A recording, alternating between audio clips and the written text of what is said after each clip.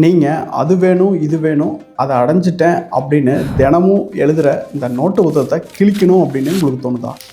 எவ்வளவோ ஆசையை அந்த நோட்டில் எழுதுறீங்க, ஆனால் கடைசியில் ஏமாற்றம் தான் மிஞ்சுதான்.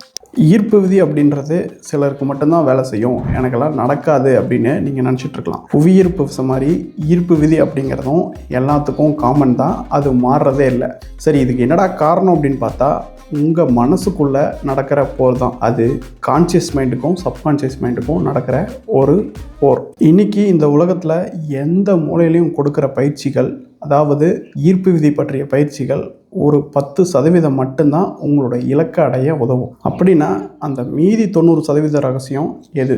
இந்த 90% ரகசியம்தான் உங்களோட தலைவிதியை மாற்ற போகிறது. இந்த வீடியோ முடிகிறதுக்குள்ளே அது என்ன அப்படின்னு நீங்கள் தெளிவாக புரிஞ்சுப்பீங்க. நீங்கள் எந்த இடத்துல மிஸ் பண்ணீங்க அப்படிங்கிறதையும் தெளிவாக புரிஞ்சுப்பீங்க. The seventh sense. உங்களோட மேல்மனம், கான்சியஸ் மைண்ட், அதாவது நீங்கள் நினைக்கிறீங்க இல்லைங்களா, அந்த மைண்டு வந்து ஒரு கப்பலோட கேப்டன் போல். உங்களோட ஆழ்மனம் அப்படின்றது அந்த கப்பலை இயக்கிற என்ஜின் போல். கேப்டன் வந்து வெற்றி, நான் ஜெயிச்சிட்டேன், நான் வந்து வெற்றியாளன் ஆகிட்டேன், நான் நினச்சதை அடைஞ்சிட்டேன் அப்படின்னு கற்றுனாலும் அந்த கப்பலோட என்ஜின் வந்து அதை நம்புகிற வரைக்கும் அந்த கப்பல் ஒரு அடி கூட நகராது. 10 லட்சம் கடன் இருப்பவருங்க, நான் முன்னேறிடுவேன் அப்படின்னு கான்சியஸ் மைண்டில் நினைக்கலாம். ஆனால் அவங்களோட ஆழ்மனதில் ஐயோ நான் கடனை அடைச்சாகணுமே, எனக்கு எந்த வழியும் இல்லையே அப்படின்ற ஒரு உணர்வு ஆழமாக பதிஞ்சிருக்கும். இந்த முரண்பாடு தான் ஈர்ப்பு விதி அப்படின்றத செயல்படாமல் தடுக்குது. இதை மாத்திரக்காக நம்ம மூளையில் இருக்கிற RAS ஃபில்டர் அப்படின்ற ஒரு ஃபில்டர், அதாவது வடிகட்டியை நம்ம சரி பண்ணி ஆகணும். இது வந்து ஆழ்மனதோட ஒரு பகுதி தான். இந்த RAS ஃபில்டர் எதை நீங்கள் முக்கியம் அப்படின்னு நினைக்கிறீங்களோ அதை மட்டுமே உங்கள் கண்ணுக்கு காட்டும். சரி, இந்த ஆழ்மனசை மாற்றுறதுக்காக நம்ம என்னென்ன டெக்னிக்கெல்லாம் யூஸ் பண்ணுறோம் அப்படின்றத நம்ம பார்ப்போம். இந்த பயிற்சி எல்லாமே உங்கள் வெற்றிக்கு 10% பங்கு வகிக்குது. ஆனால் 10% அப்படின்னு இதை வந்து குறைச்சி மதிப்பிட வேணாம். இந்த 10% கரெக்டாக இருந்தால் தான் நீங்கள் சரியான திசையில் போகிறீங்க. எந்த திசையில் நீங்கள் போகணும் அப்படின்றத தீர்மானிக்கிறதே இந்த 10% தான். 10% சரியாக இருந்தால் நீங்கள் கரெக்டான திசையில் பயணப்படுவீங்க. அதில் ஃபஸ்ட்டு வந்து இந்த 3-6-9 மெத்தட். அடுத்தது கண்ணாடியை பார்த்துட்டு பயிற்சி பண்ணுறது. நீங்கள் அடைய வேண்டிய இலக்கை அடைஞ்சிட்ட மாதிரி உங்களை நீங்களே பார்த்துட்டு சொல்கிறது. நீங்கள் அடைய வேண்டிய நிலையை ஏற்கனவே அடைஞ்சிட்ட மாதிரி உணர்றது. 5x55, அதாவது 5 நாளைக்கு 55 முறை உங்களோட இலக்கை அடையிறத எழுதி பார்க்குறது. அப்புறம் தூங்க போகிறதுக்கு முன்னாடி உங்கள் இலக்கை அடைஞ்சிட்ட மாதிரி விசுவலைசேஷன், காட்சிப்படுத்தி பார்க்குறது. அதாவது 2 கோப்பை மெத்தட். ஒரு கோப்பை அப்படின்றது நீங்கள் இப்போ இருக்கிற நிலைமை, இன்னொரு கோப்பை அப்படின்றது நீங்கள் அடைய போகிற நிலைமை. இந்த கோப்பையில் தண்ணியை ஊற்றி நீங்கள் அடைய போகிற வெற்றியாளராக வந்து இருக்கிற கோப்பையில் தண்ணியை மறுபடியும் ஊற்றி அதை குடிச்சிடுறது. இது வந்து ஒரு மெத்தட். அப்புறம் கடவுள் வழிபாடு, உங்களுக்கு பிடிச்ச இஷ்ட தெய்வத்தை கும்பிடுறது. அடுத்தது ஸ்விட்ச் வேர்டு, ஹொப்பனோபோனோ, நன்றி சொல்லுதல். அடுத்தது அஃபர்மேஷன்ஸ். அடுத்தது கடைசியாக வந்து அக்செப்டன்ஸ், அதாவது இருக்கிற நிலைமையை அப்படியே ஏற்றுக்கொள்ளுதல். இது நம்மளோட பிரெயினோட பதட்டத்தை குறைக்கும். அதுக்கு அடுத்தது சரணாகதி, சரண்டர். சரண்டர் அப்படின்னா அது ஒன்றும் தோற்று போகிறது கிடையாது. ஏத்துக்கும் கோபத்துக்கும் காரணமாக இருக்கிற நம்மளோட அமிக்டலா பகுதியை உங்களுக்கு சாந்தமாக வைக்கிறதுக்கு இந்த சரண்டர் அப்படின்ற உத்தி வந்து ரொம்பவே உதவும்.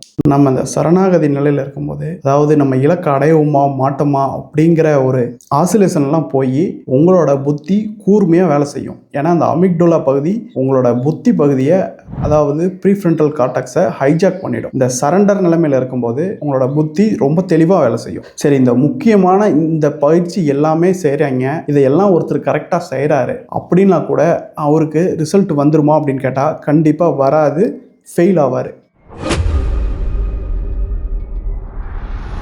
ஏன் ஃபெயில் ஆகிறாரு? இதை எல்லாமே செஞ்சுட்டு செயல், அதாவது ஆக்ஷன், அதாவது இலக்கை நோக்கிய உண்மையிலுமே ஒரு ஆக்ஷன் பண்ணலை அப்படின்னா அவர் 100% ஃபெயில் ஆகுது உறுதி. இந்த 90% அப்படிங்கிறது, 90% ரகசியம் அப்படின்றது இந்த செயலை முழுமையாக முழு மனதோட செய்கிறதுல மட்டும்தான் இருக்குது. இந்த ஆள் மனசு அப்படின்றது இந்த ஏதாவது மந்திரம் சொல்கிறது இல்லை எழுதுறது, இதை விட ஆக்சுவலாக நீங்கள் செயல் செய்யும் போது கொஞ்சம் கொஞ்சம் குட்டி குட்டியாக வந்து வெற்றி பெறுறீங்க இல்லைங்களா, அதைத்தான் ஆள் மனசு முழுமையாக நம்பும். நீங்கள் நான் வெற்றியாளன், நான் ஜெயிச்சிட்டேன், நான் பணக்காரன் ஆயிட்டேன் அப்படின்னு சொன்னால் கூட உங்களோட ஆழ்மனம் கொஞ்சம் நம்புறதுக்கு தயங்கும். ஆனால் சரியான வழியில் அதுக்குண்டான செயல்களை செஞ்சு சின்ன சின்ன வெற்றியை நீங்கள் பெறும்போது அந்த ஆழ்மனம் முழுமையாக நம்ப ஆரம்பிக்கும். நீங்கள் ப்ராக்டிக்கலாக உங்கள் டே டு டே லைஃப்பில் இந்த ஒரு 10 பயிற்சிகளையும் நீங்கள் ஒரு அரை மணி நேரம் செஞ்சுட்டு நீங்கள் உங்களோட இலக்குகள் அடையிறதுக்கு உண்டான செயல்முறைகளில் உங்களோட கவனத்தை செலுத்தணும். அதுவும்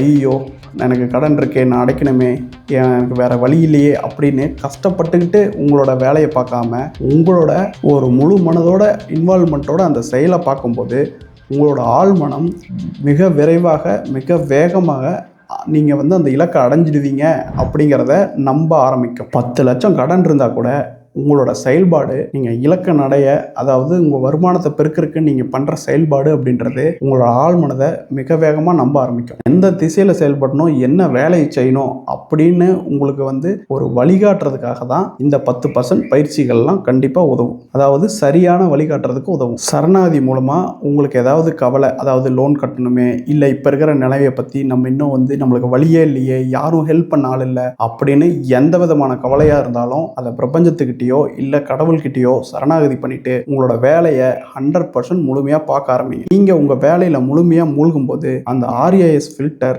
உங்களை வெற்றியை நோக்கி திருப்பும். அதாவது உங்க வெற்றிக்குண்டான வழிகளை தேடி கண்டுபிடிக்கும். செயல் அப்படின்றது சாதாரணம் கிடையாது.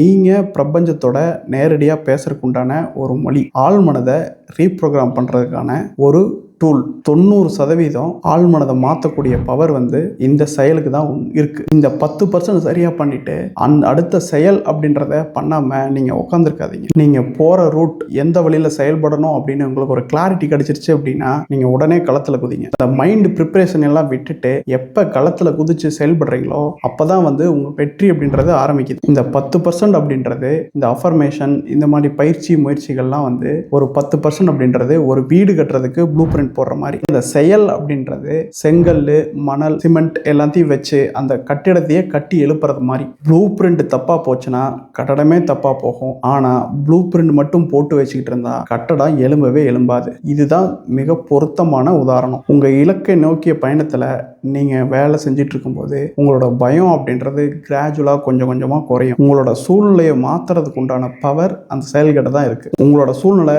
எவ்வளவு மோசமான சூழ்நிலையா இருந்தாலும் சரி, இல்ல கடன்ல இருந்தாலும் சரி, ஒரு சின்ன முன்னேற்றத்தை ஒவ்வொரு நாளும் நீங்க காட்டினீங்க அப்படின்னா உங்களோட ஆழ் மனசில் இருக்கிற பயம், கவலை எல்லாமே பறந்து போகும். அது நம்பிக்கையா மாற தொடங்கும். நீங்க தொடர்ந்து ஒவ்வொரு நாளும் பெறக்கூடிய ஒரு சின்ன சின்ன வெற்றி உங்களோட ஆழ் மனசுல ஒரு பெரிய புரட்சியை ஏற்படுத்தும். கண்டிப்பா நம்ம எல்லாருமே முன்னேற பிறந்தவங்க தான். அதை உங்களோட செயல் மூலம் இந்த உலகுக்கு காட்டுங்க. உங்க வாழ்க்கையை மாற்ற போற அந்த 90% ரகசியம் உங்க கையில தான் இருக்கு. இப்போதே செயல்பட தொடங்குங்க. எனக்கு என்ன செய்யறதே தெரியல அப்படின்னு சொல்றவங்க அந்த 10% அதாவது உங்களுக்கு பொருத்தமான அஃபர்மேஷன் மெத்தட்ஸ் எல்லாம் செயல்படுத்த தொடங்குங்க. நம்ம கிட்ட இருக்கிற ஒவ்வொரு வினாடியும் வாய்ப்பு தான், ஒவ்வொரு செயலும் வெற்றி தான். இதை உணர்ந்த அடுத்த வினாடியே உங்களுக்கு புது வாழ்வு இப்பவே தொடங்குது. இதை செயல்படுத்தி பாருங்க, வெற்றி நிச்சயம்.